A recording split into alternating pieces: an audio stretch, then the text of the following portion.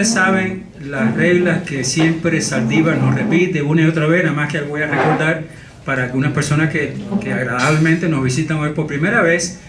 Nosotros tenemos una ponencia, el conferenciante que va a hablar unos 5 o 10 minutos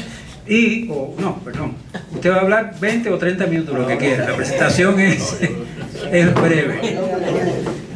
Al no estar Saldívar aquí, él es profesor titular de la Cátedra de Economía en FIU, Florida International University, y director del Centro de Investigaciones Económicas en dicha institución. Él dio una conferencia en mayo de 2013 titulada sobre el futuro de Cuba sin la presencia y control del régimen comunista de los Castros. Conferencia que fue en Miami en esa fecha que dije.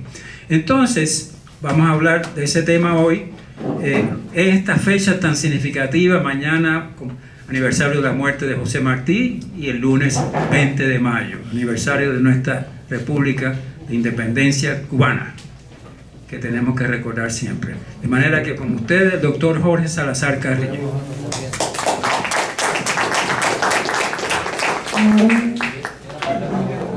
Bueno, quiero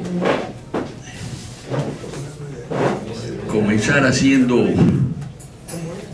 un recuerdo de lo que el gobierno de Cuba considera que es la economía del país, cómo está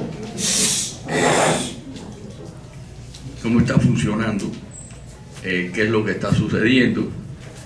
Desgraciadamente, mucha gente, inclusive muchos economistas, usan esas estadísticas, que son prácticamente unas estadísticas que ellos mismos han dicho que son falsas, porque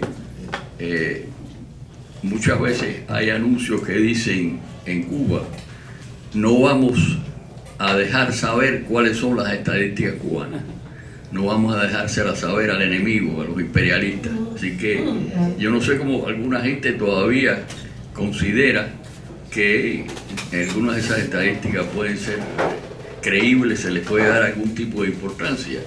En mi opinión, realmente es una manera de lograr dar una impresión totalmente falsa de lo que existe en Cuba. Es decir, que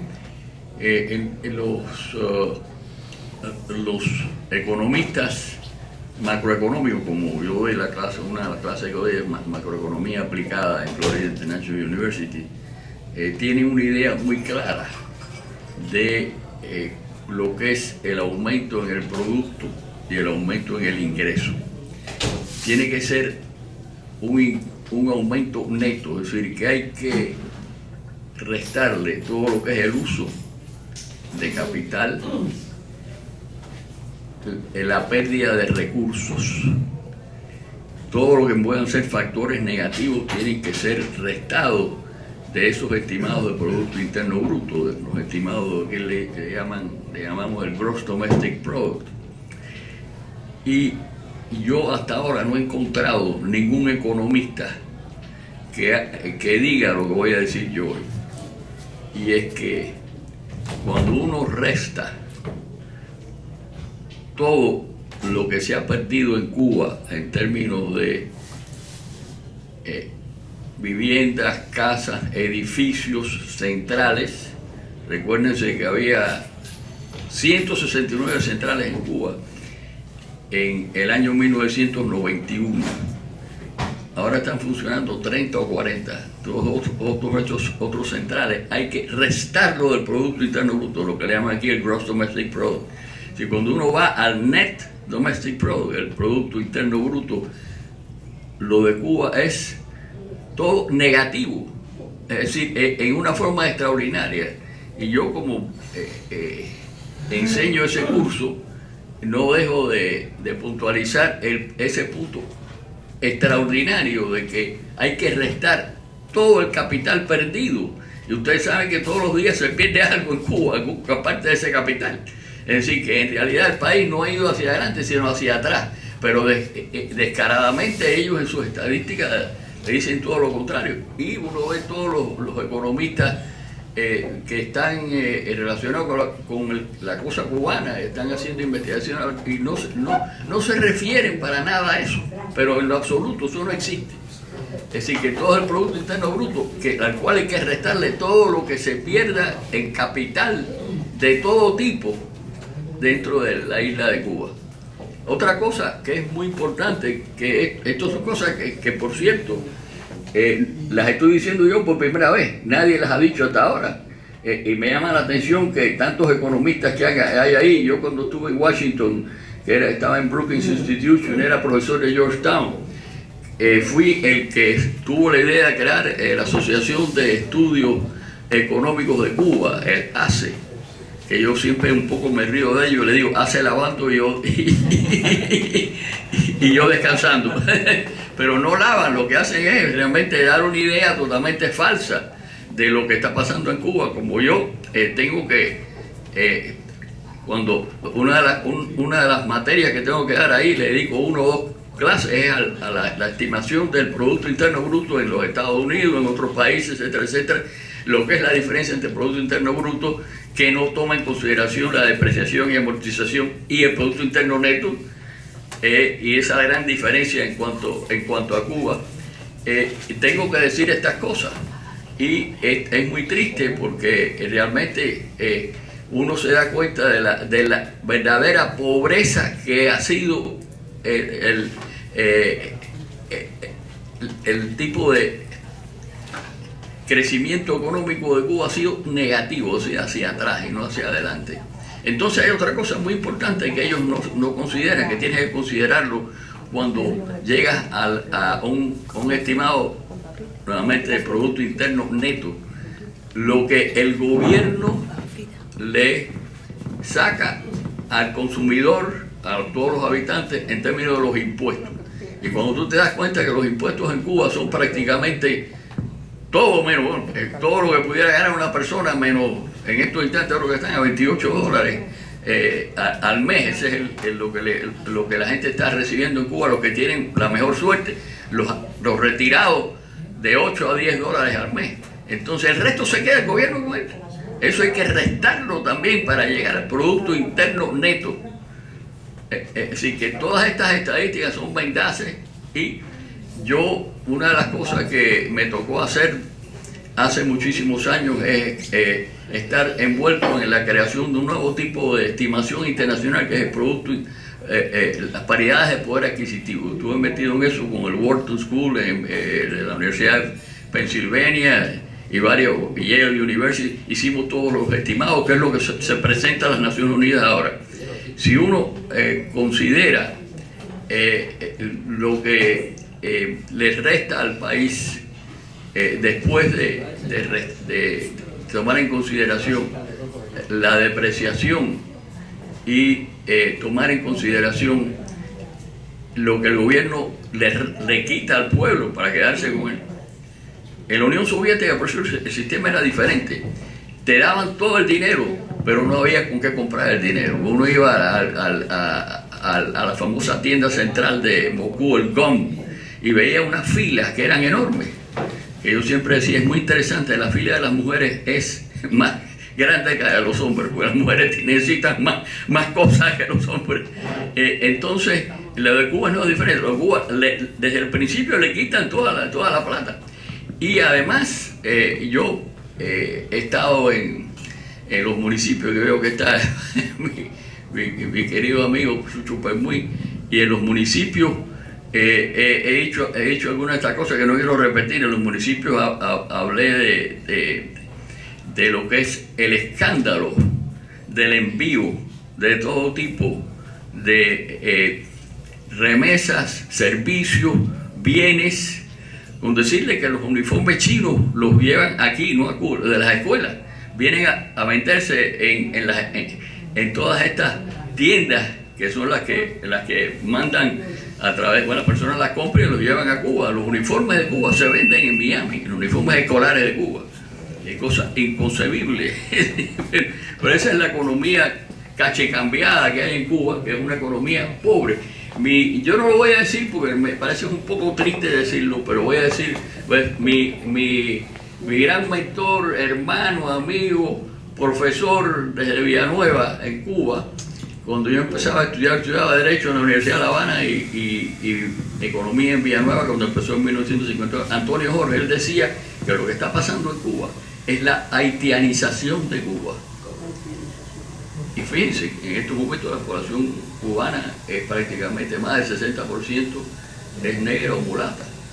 Y esa gente no recibe muchas remesas de los Estados Unidos. Esas son gente que no reciben muchas remesas. Las remesas van a los blancos en Cuba, no van a la gente de color. Es decir, que hay una distribución del ingreso, la peor del mundo. La peor del mundo existe en Cuba. Nadie lo dice, lo digo, yo soy uno de los pocos que lo dice, creo que soy el único. Pero es necesario que se sepa. Y por eso creo que aquí en la Peña Barragana, que va a estar, lo puedo decir, como lo dije en los municipios, hablando más bien de lo que es el escándalo de que todos los años se envían el último año, el último cálculo, 7.6 billones de dólares, 7.6 billones de dólares de los Estados Unidos para Cuba, las remesas. Con eso vive el país, pero los pobres que no tienen familiares en los Estados Unidos, que por lo general uno ve que aquí, si uno ve a los cubanos aquí, por lo general el porcentaje de blancos es el 99% casi, se pone a ver. Entonces, ¿qué pasa con las personas de color en Cuba? Están totalmente sojuzgadas. Otro caso que es increíble y que yo corregí el otro día, algo que salió del grupo de ahora que tiene Jaime Susiliki con Pedro Roy, que alguien puso que el 9% de lo que le pagan a todos los que trabajan en negocios internacionales en Cuba, que el 9% se lo quitan. No, señores, le quitan el 96%. Cuando uno hace el cambio de 25 por 1 es el 96%, se lo que se quedan, le dejan el 4%. Y eso ha ido, volviendo a Efraín Córdoba, ha ido a la Organización Internacional del Trabajo durante muchísimos años y no ha pasado nada. Han dicho, mire, están explotando a todos los trabajadores internacionales en Cuba, porque otra cosa que les va a sorprender, que les digo yo, muy poca gente va a decir esto, es que Cuba, quien produce en Cuba, son los extranjeros. Vamos a hacer la cuenta. Níquel y cobalto, que por cierto, en los Estados Unidos no hay níquel y hay muy poco cobalto. Tanto así que se hizo un puerto especial ahí en la frontera entre Nueva Orleans y Alabama, que se llamó Port Nickel. Todo el níquel de Cuba iba a ese puerto. Ahora tienen que ir hasta Saskatchewan, porque Sherritt Corporation, que está condenada aquí en los Estados Unidos, el individuo no puede entrar en los Estados Unidos, el presidente, la tiene que llevar por el canal de Panamá hasta Saskatchewan para entonces, porque tienen que refinar el níquel y el cobalto. Así que, pero fíjense la estupidez de Fidel Castro en todos sus errores enormes económicos. Nada más que dijo una cosa inteligente. Yo siempre he dicho, sí, hay que reconocer un genio político que dominó a todo el mundo. Esta gente tenía una memoria increíble, que en Belén cogía las páginas y las tiraba y se las podía repetir completamente. Y yo siempre digo que Belén, perdone los belemitas aquí estamos en la Salle, no tienen control de calidad. Produjeron a Fidel Castro y a Roberto Goizueta. Fíjense las diferencias enormes. Roberto Goizueta es el primer hombre que en los Estados Unidos establece lo que es un Corporate Executive Officer. Toda la gente, gracias a Roberto Goizueta, empezó a subir sus salarios enormemente, porque tenían un nombre, un título especial. Los dos fueron, Roberto Goizueta fue brigadier de Belén, pero ahí en el mismo curso estaba Fidel Castro, increíble. Así que yo creo que uno de los graves problemas, y yo escribí unos artículos, desgraciadamente salieron en 3 etapas en la revista Herencia, que yo le tengo una gran admiración a toda la gente que ha trabajado en eso. Sé que aquí mi primo David Cabarroca estaba metido en eso. Y yo creo que allí yo más o menos daba una idea de cómo reconstruir a Cuba. Y tengo esperanza, le voy a decir por qué tengo esperanza, por una cosa extraña que me pasó. Yo en un tren, yo en Europa, y me encuentro a Ernesto Fontaine. Ernesto Fontaine es un gran economista chileno, importantísimo en la OEA. Tenía un cargo muy alto allí, obviamente estudió en Chicago, y le digo, Ernesto, ¿qué tú haces en este tren? Yo estaba haciendo una ruta de turismo. Le dice, no, me voy para Hungría. Le digo, ¿qué vas a hacer en Hungría? Dice, te voy a hacer el cuento. Cuando yo era joven, llegó un individuo de Hungría que había tenido títulos, era muy importante en Hungría, pero le habían quitado todo, le habían psiquitrillado. Entonces, y estuvo con nosotros. Al principio nos burlamos de él, pero finalmente después se hizo como parte de los chilenos y eso y lo otro. Resulta que nos ha invitado a su castillo en Hungría, que lo ha recuperado. Recuperado el castillo en Hungría. Sí, yo creo que se va a recuperar todo de Cuba, se va a recuperar y se va a mejorar.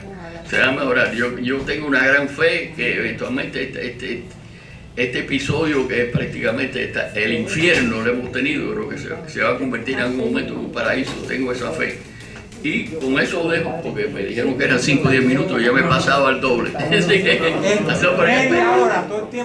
la pregunta. Yo creo que con eso ya dejo todo más o menos, como tal vez para repetir lo que Chucho, pues muy distinguido lasallista, una persona que realmente merece grandes honores en todo lo que ha hecho por nosotros, todas las representaciones allí en Ginebra, luchando contra los comunistas y todas las cosas. Bueno, de todas maneras, él me oyó decir que, y si lo dije antes, lo repito ahora otra vez, 7.6 billones, casi el 3 o el 4% del Producto Interno Bruto del Miami, que es grande. Yo acabo de dar una conferencia en Books and Books que se llamó The Economy of Miami-Dade County, un análisis totalmente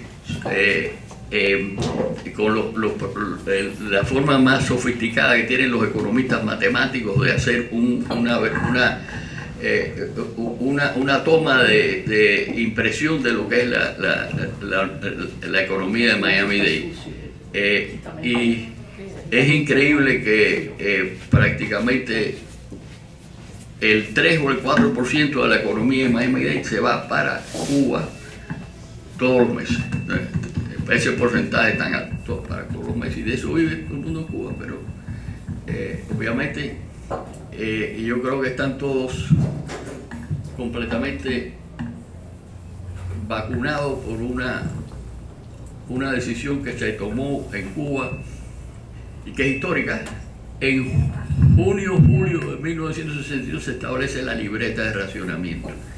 El racionamiento en todos los países que yo conozco dura la guerra, pero no dura prácticamente 49 años. Sencillamente, esa libreta de racionamiento, cuando empezó, los cubanos, que eran muy alertas y muy vivos, y se las sabían todas, como decía, yo me las sé todas, decidieron que no iban a trabajar para el gobierno, que iban a robar. Y decían que quien roba a un ladrón tiene 1000 años de perdón. Y no han dejado de robar desde entonces. En Cuba todo es robo y todo es por la izquierda, y nadie dice lo que realmente no puede ser, porque fíjate, ¿sabes cuántas? Hay una cosa que se llama los comités de defensa de la revolución. ¿Sabes cuántos miembros tienen los comités de defensa de la revolución? Cerca de 8 millones de miembros. Los comités de defensa de la revolución. ¿Tú imaginas? No, hay que pertenecer porque son los que están se reparten entre ellos todas. Así que les dejo esas viñetas para comentarios y que puedan venir preguntas, etcétera, etcétera. Muchas gracias. Muchas gracias.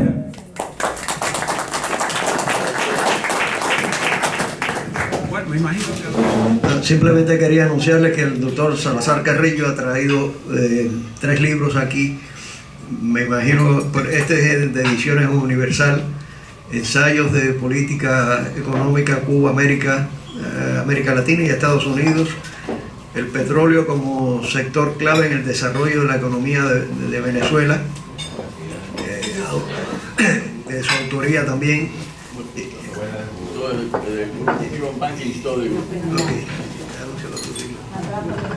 Este es el libro que yo soy miembro del Cuban Banking Study Group y es un grupo de como 10 o 15 banqueros cubanos americanos que hacemos cosas. Ahora vamos a traer a un economista muy importante de la Universidad de Harvard, Ken Rogoff, y lo preside Fernando Capablanca. Ken Rogoff es ajedrecista y quiere hablar con Fernando Capablanca, o sea que José Raúl Capablanca, razón principal por la que viene, aunque yo fui el que lo conseguí.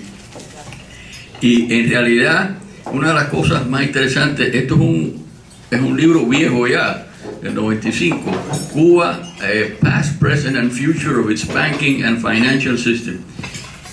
Muy poca gente sabe que el Trust Company de Cuba era el banco más grande de América Latina, el banco privado más grande de América Latina. Eso es lo que era Cuba en esa época, solamente como una forma de dar una impresión. Así que solamente quería decir eso. Me tomo el privilegio de hacer la primera pregunta. Doctor Carrillo, no entendí lo que dijo sobre el níquel y el cobalto.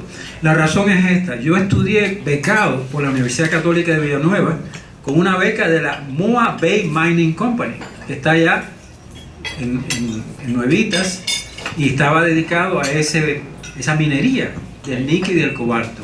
Pero no entiendo qué es lo que quisiste decir con que ahora tiene que ir hasta Saskatchewan, pero sigue produciendo el níquel y el cobalto en Cuba. Ha bajado la producción de 70.000 toneladas, un poco más de 70.000 toneladas al año antes del periodo revolucionario. Ahora está en 50.000, así que ha bajado una cantidad sustancial, casi el 30%. Pero es lo siguiente: el níquel y el cobalto hay que refinarlo. Nuevamente, subrayo que los Estados Unidos no tienen ni níquel ni cobalto.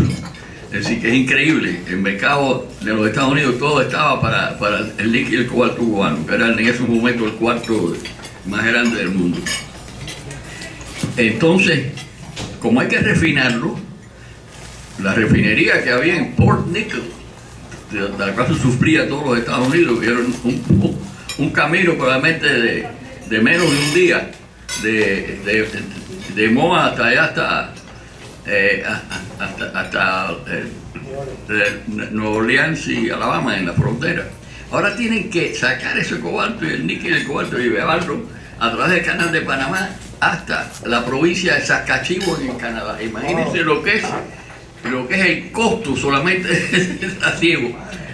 Yo no sé cómo ese producto que ahora está en manos de Chevron Corporation, que tiene el 49% supuestamente, pero es el que hace todo. Y cómo ellos después lo refinan, cómo lo venden, etcétera, etcétera. No puede llegar a los Estados Unidos, prohibido que vaya a los Estados Unidos, está prohibido totalmente. Entonces, este es el tipo de situación que, por cierto, me ha dado el pie para referirme a lo siguiente. Cuba está en manos de los extranjeros, está bien claro. Ahí tenemos el níquel y el cobalto. El tabaco, el Imperial Tobacco Company, que la compró de los españoles y de los franceses, de Altadis, le compra todo el tabaco, está en manos de una empresa que es inglesa. ¿Quién vende el ron cubano? El Bacardí, es la Pernod Ricard. Es decir, que en Cuba, cada sector, vamos a hablar del turismo solamente, los hoteles, supuestamente el 49% son de extranjeros, pero en realidad Cuba, lo que produce en Cuba son los extranjeros, lo que organiza la producción y la llevan a efecto son los extranjeros, y son, por cierto, los que ahora van a estar recibiendo no sé cuántos reclamos basados en la Organización Internacional del Trabajo, de que le están pagando a sus obreros y empleados una cantidad ínfima, porque obviamente hay el gobierno cubano tiene un grupo que escoge a quienes van, y casi todos son comunistas, escoge quienes van a participar en esos hoteles, etcétera, etcétera.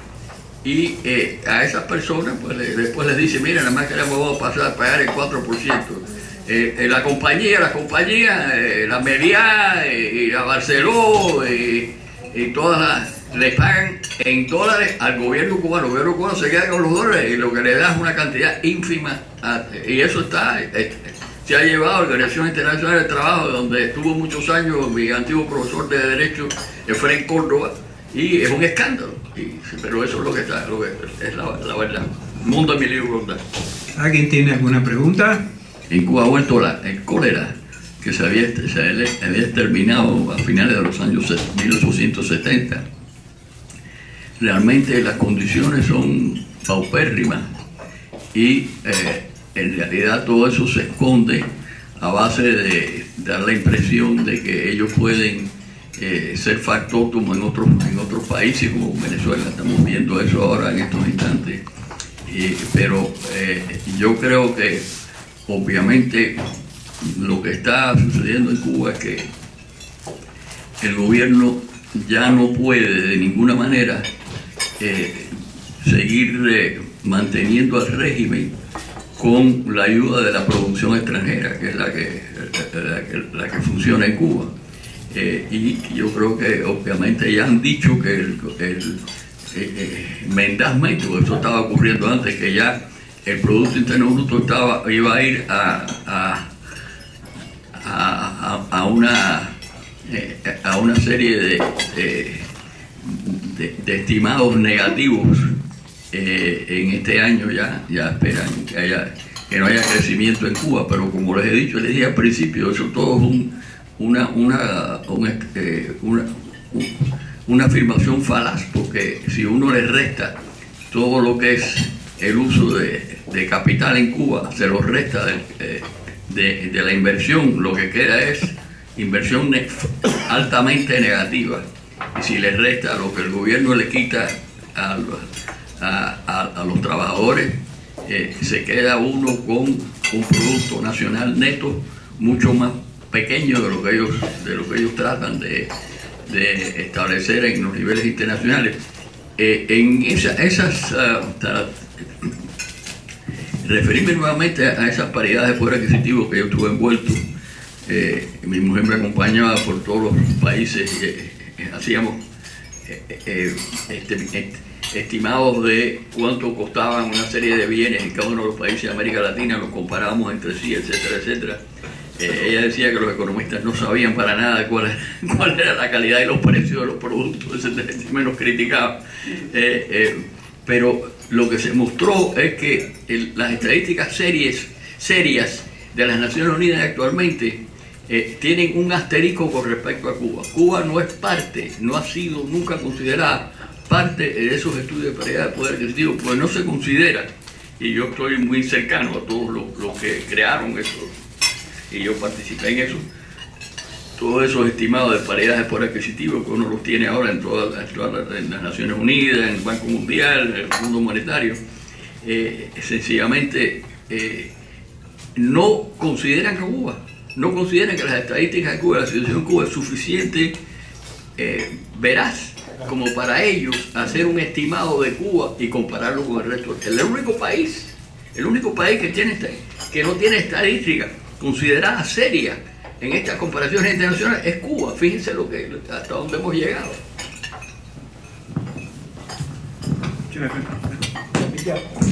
Una acotación.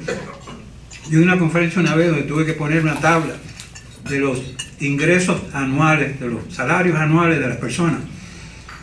Países que tienen 5 dígitos de la gente que gana 20.000, 30.000. Europa, España, 4 dígitos. Bueno, los demás países, América Latina, 3 dígitos. Cuba y el último, Sierra Leona. Haití por arriba de nosotros. Es una cosa increíble. Bueno, seguimos con las preguntas. Creo que Mireille quería hacer una pregunta. Ahora viene. En estos últimos días, las noticias de Cuba son que van a empezar a hacer embutidos con el pez ese nuevo que trajeron de Vietnam, creo que fue, no sé si se llama Lari, algo de eso. O sea, no hay carne, la carne va a desaparecer totalmente. No hay trigo, el pan lo van a hacer con harina de boniato y no sé cuántas cosas más.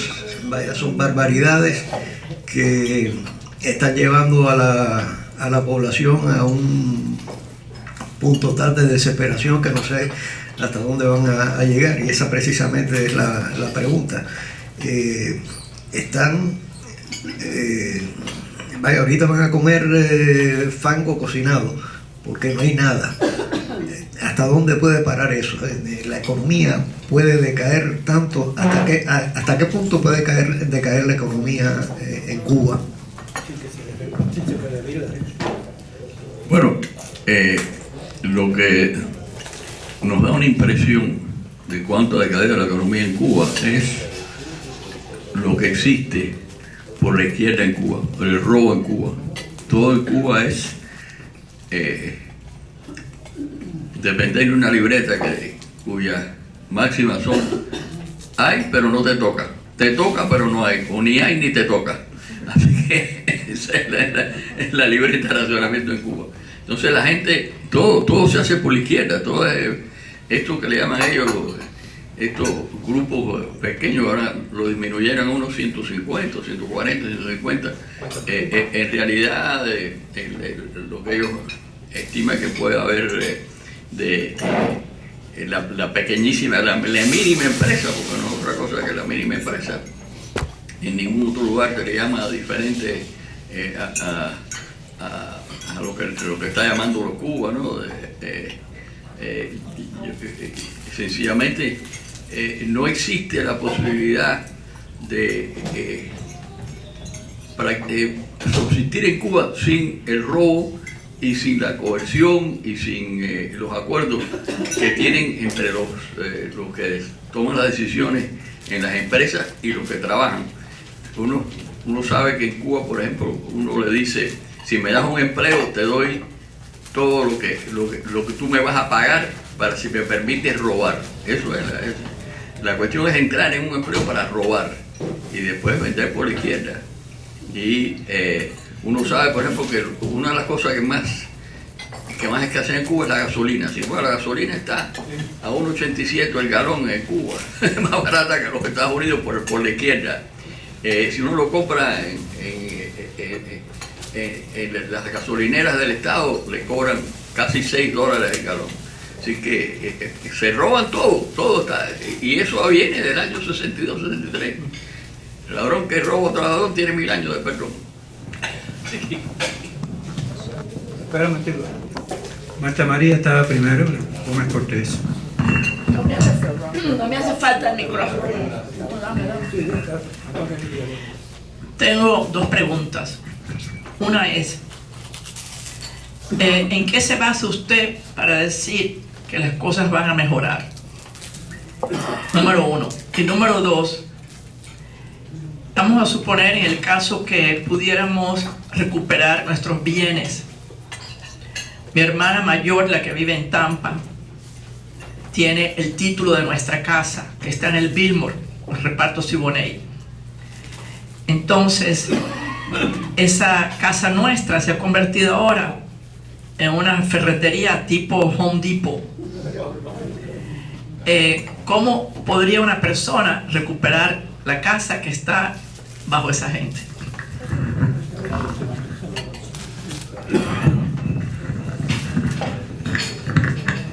Bueno, yo considero que la única forma de recuperar a Cuba va a ser con el capital de nosotros. Realmente el capital de todos los cubanos. Mi cálculo es que actualmente existen entre 25 a 30 millones de millonarios cubanos aquí en Miami. No vamos a contar los de otros lugares de los Estados Unidos. Sencillamente yo creo que hay que recuperar a base de dos cosas. Primero, la inversión de los cubanos que recuperen sus propiedades. Para recuperar sus propiedades lo que vamos a tener que hacer, sin duda alguna, es proveer de una serie de viviendas que sean viviendas que funcionen, funcionales, porque por ejemplo hay casas de apartamentos en Cuba donde el elevador nada más que llega hasta la mitad de los pisos que existen, el resto hay que hacerlo a pie. Entonces yo considero que hay que proveer un programa que va a costar, yo diría, 15 a 20 billones de dólares por parte de los países democráticos del mundo, para que Cuba pueda proveer a las personas que están viviendo ahora en propiedades que, por cierto, ellas saben que no son propiedades de ellos, porque Fidel Castro es tan malo que dejó los registros de propiedad. Los registros de propiedad están en Cuba. Todo el mundo sabe de quién es esa propiedad. Están ahí los registros de propiedad, porque él quiso, era una persona tan mala que hasta contra el pueblo él se lanzaba. Y luego, por cierto, la única cosa inteligente que dijo en su vida desde el punto de vista económico fue lo siguiente. Él era un genio político, yo creo, pero económicamente lo único que dijo es: el turismo no funciona en Cuba. Y, señores, para funcionar en Cuba el gobierno tiene que gastar en los turistas probablemente el 80% de los ingresos exteriores de Cuba tiene que gastarse para comprar las vituallas y lo que necesitan los turistas. Así que no funciona, entra por un lado pero se va por otro. Entonces hay mentiras como la siguiente, que vaya, la gente parece que no mira las estadísticas. ¿Cuánto es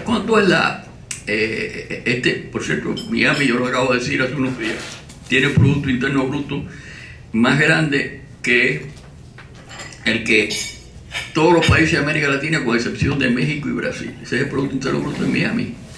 Miami recibe todos los años alrededor de 15 millones de turistas. Tiene un poco más de 40.000 cuartos de hoteles. Cuba tiene 60 y pico mil cuartos de hoteles.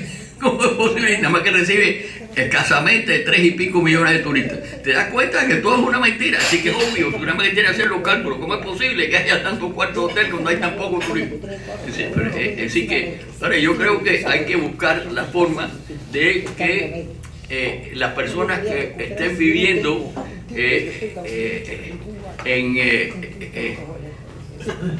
en una especie de usufructo. Cuando yo llegué a la China, lo que yo enseño en FIU es la economía del Asia. Yo llegué a la China y me decían continuamente: no private property, usufruct. Todos me lo decían porque me lo decían: no private property, usufruct. Así que en Cuba nadie tiene propiedad privada, tienen usufructo de esa propiedad privada. Así que la propiedad quedó en manos de los propietarios originales y están los registros de propiedad ahí para mostrarlo. Ahora hay que recuperar con sentido de responsabilidad social. Yo creo que hay que buscar la manera de que esas personas vivan en lugares decentes y no los apartamentos y las construcciones que hacen en Cuba son un verdadero desastre. Las nuevas también son un desastre.